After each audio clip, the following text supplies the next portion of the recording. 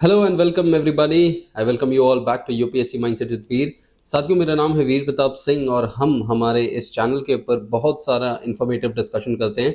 जैसे कि अभी हम हिस्ट्री मेंस पीवाईक्यू को डिस्कस कर रहे हैं। यूपीएससी ने जो जो सवाल पूछे हैं, आज के इस सेशन में हम बात करने वाले हैं, हम डीकोड करेंगे बेसिकली हिस्ट्री के सिलेबस को कि यूपीएससी असल मायने में हिस्ट्री के सिलेबस को कौन से नजरिए से देखता है। So we are going to talk about the lens in which the UPSC is going to perceive the history syllabus and majorly आज हम बात करने वाले हैं मॉडर्न इंडियन हिस्ट्री की। ऐसे ही हम हिस्ट्री के अलग अलग कंपोनेंट्स को हम डिकोड करेंगे। एंड इसी के साथ साथियों, मैं यहाँ पर आपको बता दूं कि हम इस सेशन के तहत, मेरे चैनल के थ्रू, मैं चाहता हूँ कि हम जो है मेंस आंसर राइटिंग के अंदर मास्टर्स बने। जो एग्जामिनेशन का डिमांड है हम उसे फुलफिल करें एंड यहाँ पर हम उसको अलग अलग तरीके से करते हैं। सबसे पहले हम पीवाईक्यूज को डिस्कस कर रहे हैं एग्जामिनेशन का डिमांड समझने के लिए। फिर इसके बाद हम एनरिचमेंट कार्ड्स लाएंगे, मेंस का एनरिचमेंट कार्ड्स। देन कौन से डायग्राम्स हम इंक्लूड कर सकते हैं for getting extra marks, marks को कैसे मैक्सिमाइज कर सकते हैं। एंड साथ साथ में यहाँ पर हम जो हैं कौन से अलग अलग types of introductions, types of conclusions and types of body, body के अंदर डायरेक्ट डिमांड क्या होता है, इनडायरेक्ट डिमांड क्या होता है। तो बेसिकली ये जो साइंस है ना आंसर राइटिंग का, उसके बारे में हम यहाँ पे बहुत ज़्यादा डिटेल डिस्कशन करेंगे और यूपीएससी के आपके सफ़र को और ज़्यादा आसान और बेहतरीन बनाने का प्रयास है मेरा यहाँ पे।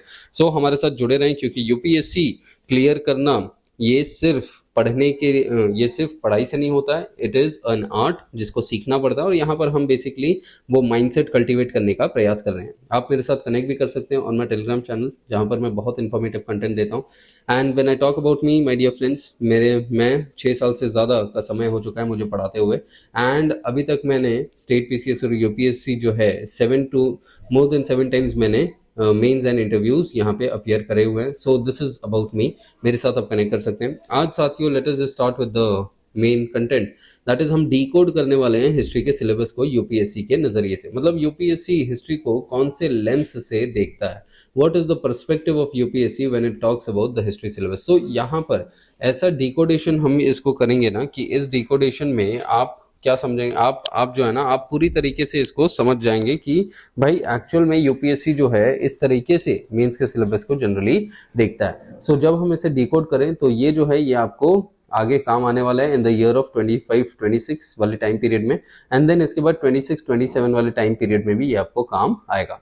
सो अब स्टार्ट करें तो सबसे पहले this is going to be there now. जो हिस्ट्री जो है वो आपका GS1 का पार्ट होता है, ठीक है। GS1 के अंदर इसको पूछा जाता है, जो कि पेपर 2 होता है।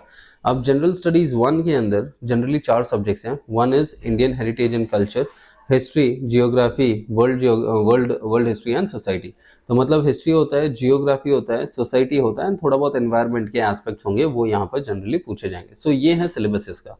अब इसको अगर हम डिवाइड करें तो यूपीएससी यहाँ पर बोलता है कि भाई आर्ट एंड कल्चर जो है वो उसके बारे में पूछेगा, मॉडर्न इंडियन हिस्ट्री के बारे में पूछेगा, जो फ्रीडम स्ट्रगल है उसके बारे में पूछेगा और post independence and history of the मतलब वर्ल्ड हिस्ट्री के बारे में पूछेगा।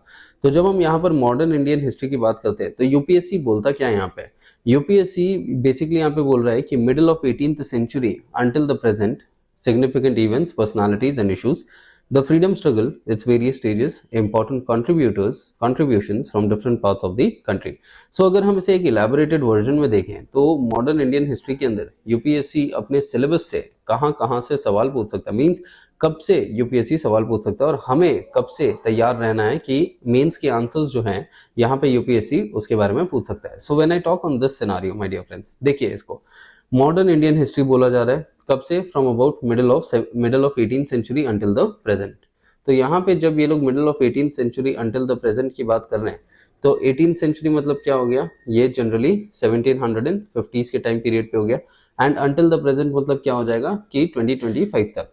अब इस बीच में कोई भी सिग्निफिकेंट इवेंट्स होंगे, सिग्निफिकेंट पर्सनालिटीज होंगे या सिग्निफिकेंट इश्यूज होंगे, यूपीएससी उसके बारे में पूछ सकता है। अब इवेंट मतलब क्या होता है, इवेंट मतलब जैसे कि आपका सिविल डिसोबीडियंस मूवमेंट हो गया, रिवोल्ट ऑफ 1857 हो गया, मतलब फर्स्ट वॉर ऑफ इंडिपेंडेंस हो गया, देन नॉन कोऑपरेशन मूवमेंट हो गया, देन क्विट इंडिया मूवमेंट हो गया, ऐसा। एंड क्विट इंडिया मूवमेंट के ऊपर यूपीएससी ने अभी 2024 में सवाल पूछा। इसके अलावा पर्सनालिटीज जैसे कि गांधी हो गए, बोस हो गए, टैगोर हो गए, और इनके ऊपर यूपीएससी सवाल पूछते आ रहा है।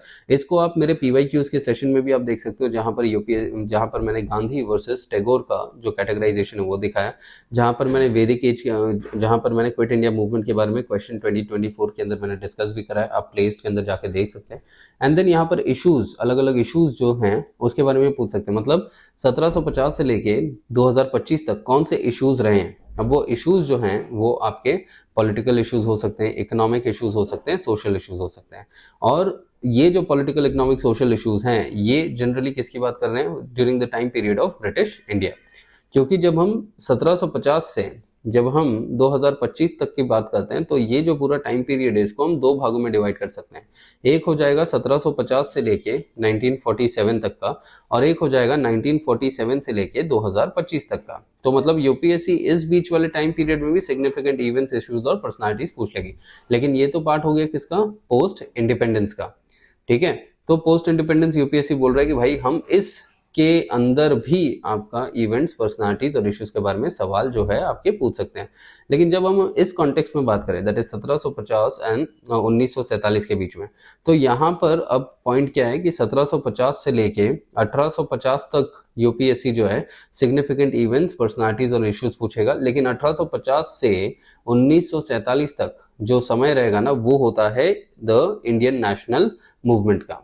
ठीक है, वो इंडियन नेशनल मूवमेंट का होता है जिसके अंदर वापस से अलग अलग इवेंट्स कंडक्ट किए जाते हैं इंडियन नेशनल मूवमेंट के अंदर, जैसे कि जो बॉम्बे प्रेसिडेंसी एसोसिएशन है, ईस्ट इंडिया एसोसिएशन है, ये सब अलग अलग नेशनल मूवमेंट्स जो कराते हैं ये लोग। ठीक है, पर्सनालिटीज उनमें भी होंगे। और उनके समय पे जो ये मिडिल क्लास लोग थे, मिडिल क्लास आप हिस्ट्री के अंदर पढ़ेंगे, मिडिल क्लास जो कि 1860-70 के दशक में जब ये उभर के आते हैं, मिडिल क्लास बहुत सारे इश्यूज फेस करता है।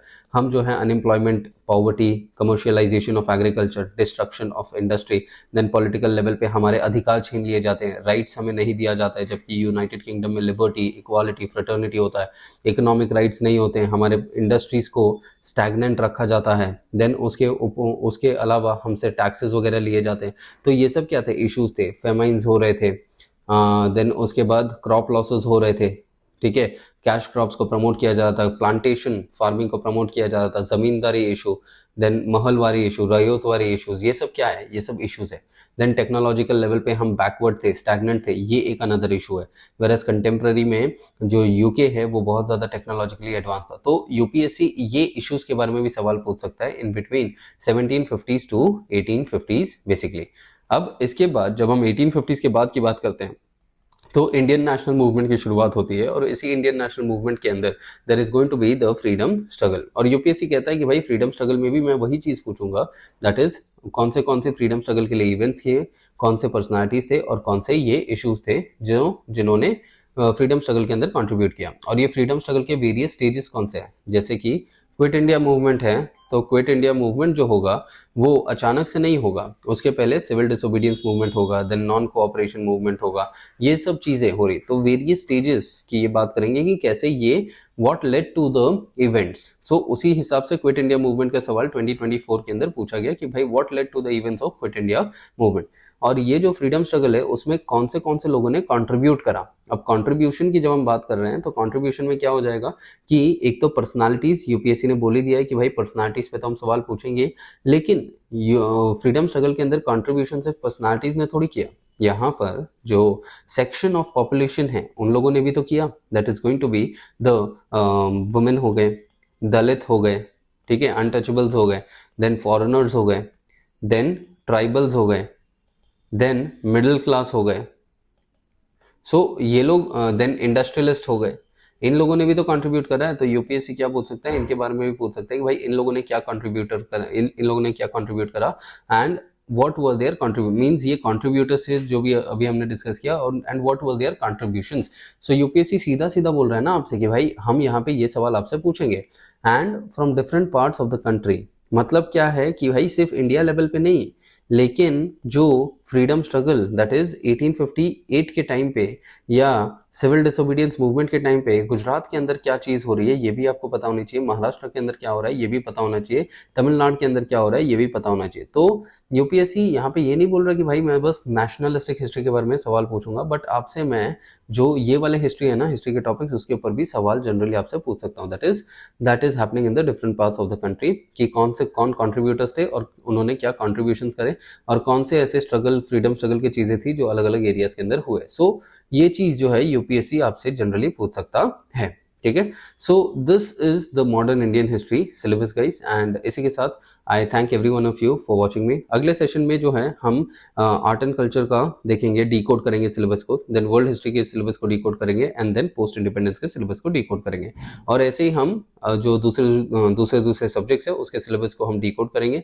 Majorly I am going to be taking history, and बाकी के जो दूसरे मेन कोर सब्जेक्ट्स हैं उसके ऊपर PYQ discussions there will be another faculties जो लेंगे।